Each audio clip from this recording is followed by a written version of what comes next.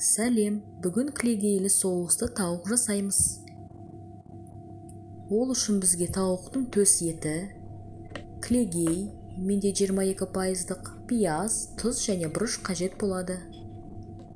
Ең алдымен ет пен пиязымызды 4 бұрыштап турап аламыз. Кейін табамызға және қазанымызға сұйық май құйып, етімізді әбден қызарғанша қуырамыз.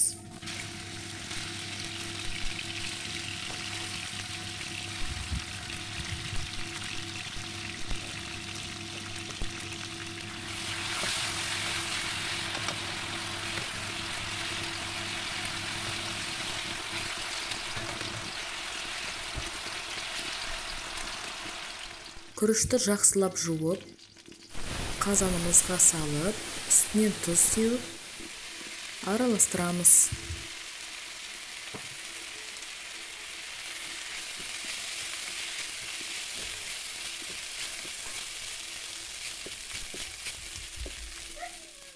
Үстінен күріш жабылғанша салқын суды құямыз.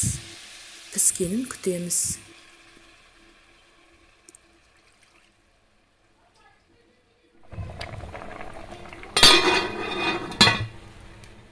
Мінекей күрішіміз дайын болды.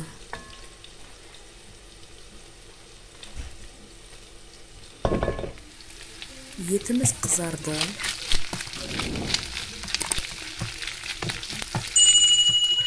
Үстінен пияз қосып, тұз бен бұрыш сеуіп,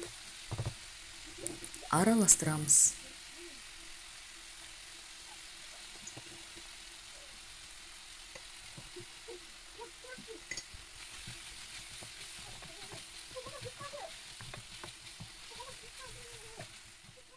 Отты баяулатып, үстінен кілегейді құямыз. Кемінде 1 минут күтеміз.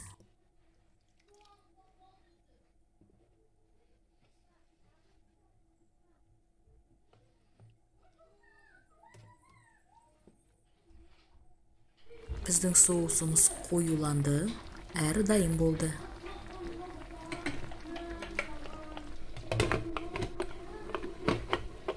Баршамызға ас болсын.